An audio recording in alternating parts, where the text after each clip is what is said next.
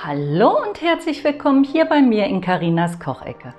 Heute machen wir so eine Art Spaghetti Bolognese, allerdings mit viel Gemüse. Wir essen dieses Gericht sehr gerne und nutzen es eigentlich zur Gemüseresteverwertung.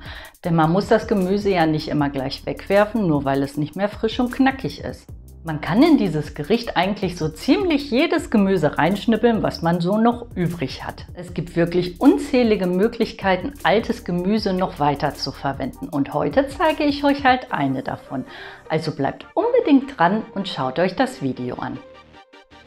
Wenn euch mein Kanal gefällt, würde ich mich über ein Abo und ein Like von euch wirklich sehr freuen.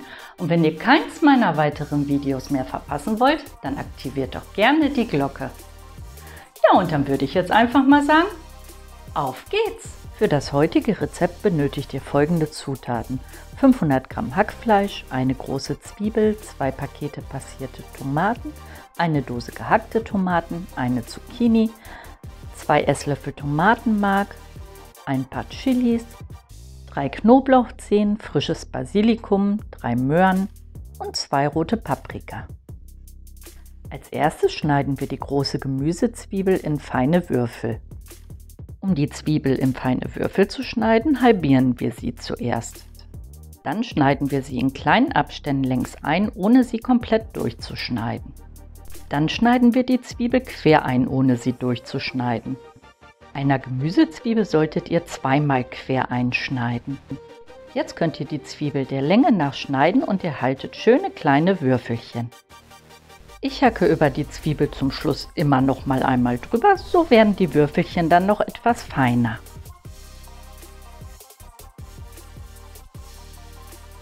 Als nächstes presse ich für dieses Rezept die 3 Knoblauchzehen durch die Knoblauchpresse. Falls ihr keine Knoblauchpresse haben solltet, schneidet den Knoblauch einfach in feine Würfelchen.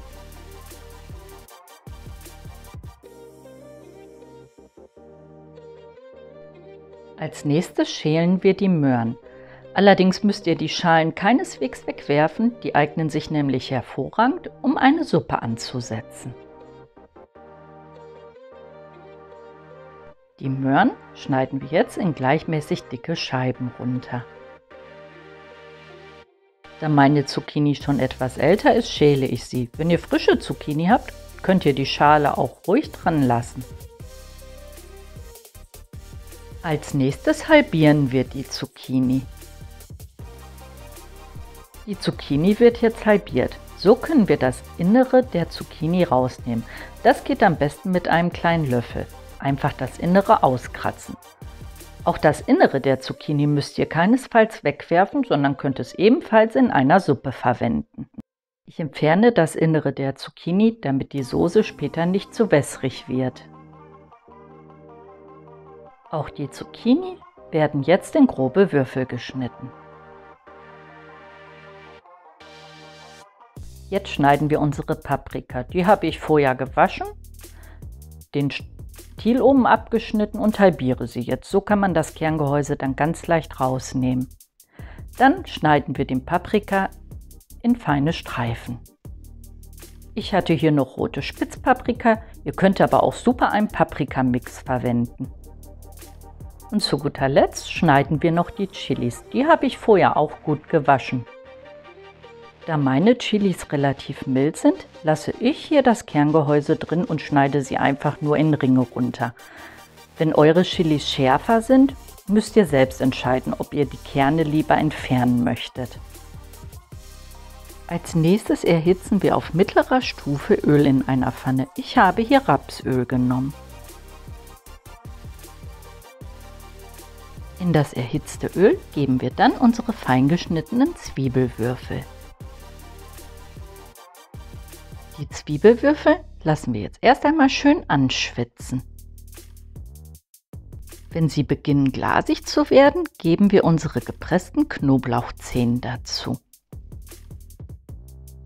Den Knoblauch lassen wir jetzt mit den Zwiebeln zusammen etwas braten, damit er seinen vollen Geschmack entfalten kann. Das dauert so circa 2 bis 3 Minuten. Dabei solltet ihr zwischendurch immer mal wieder durchrühren. Nun geben wir das Gehacktes dazu. Ich habe hier halb und halb genommen. Ihr könnt aber auch nur Rinderhack nehmen. Gehacktes wird jetzt so lange mit angebraten, bis es ganz grau und krümelig geworden ist. Wenn es soweit ist, würzen wir das Ganze erstmal. Ich würze das Ganze mit 2 Teelöffeln Kräutersalz. Das ist das von Ankerkraut. Wenn ihr kein Kräutersalz habt, dann könnt ihr natürlich auch normales Salz nehmen. Dann gebe ich 2 gehäufte Teelöffel Paprika edelsüß dazu.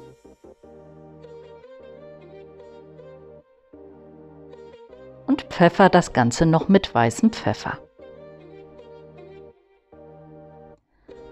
Dann rühren wir das Ganze erst einmal gut durch, damit die Gewürze sich auch überall gut verteilen können.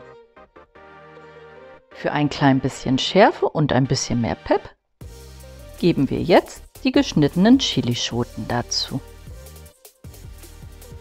Das Ganze sollte unter ständigem Rühren jetzt erstmal noch 2 Minuten schön alles zusammen braten. Jetzt kommen die in Streifen geschnittenen Paprika, die in Scheiben geschnittenen Möhren und die in Würfel geschnittenen Zucchini mit dazu. Alles erstmal wieder gut miteinander vermischen und noch eine kurze Zeit zusammen braten lassen.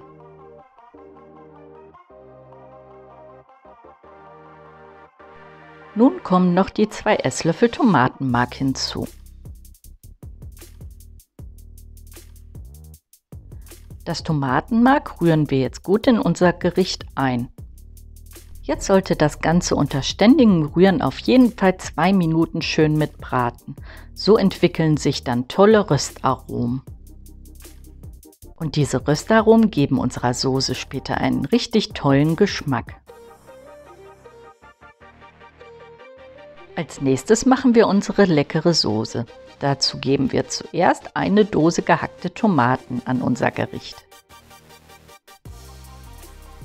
Direkt dazu geben wir dann beide Pakete passierte Tomaten. Wir sind einfach große Fans einer leckeren Tomatensoße und diese geht wirklich einfach super schnell. Nun wird alles wieder gut miteinander verrührt. Falls ihr nicht so eine große Pfanne habt, könnt ihr dieses Gericht auch gut in einem tiefen Topf machen. Jetzt schalten wir den Herd auf niedrige Stufe runter und machen den Deckel auf unser Gericht. Damit die Tomatensoße ihren schönen leckeren Geschmack entfalten kann, lassen wir das Ganze jetzt erstmal für ca. 10 Minuten so köcheln. Nach den 10 Minuten rühren wir einmal kurz durch. Denn jetzt wird es erst einmal Zeit abzuschmecken. Hier fehlt auf jeden Fall noch einiges an Salz, deshalb gebe ich jetzt 2 Teelöffel Salz dazu. Dann wird natürlich wieder alles gut miteinander verrührt und auch nochmals abgeschmeckt. Das ist wirklich das A und O. Ihr müsst euer Essen so lange abschmecken, bis es euch letztendlich schmeckt. Und nicht vergessen, an jede gute Tomatensoße gehört auch etwas Zucker. Deshalb gebe ich jetzt noch einen Teelöffel Zucker dazu. Rühre das Ganze durch und schmecke es noch einmal ab. Der Zucker unterstützt den intensiven Tomatengeschmack perfekt. Und was ist eine leckere Tomatensoße ohne frische Kräuter?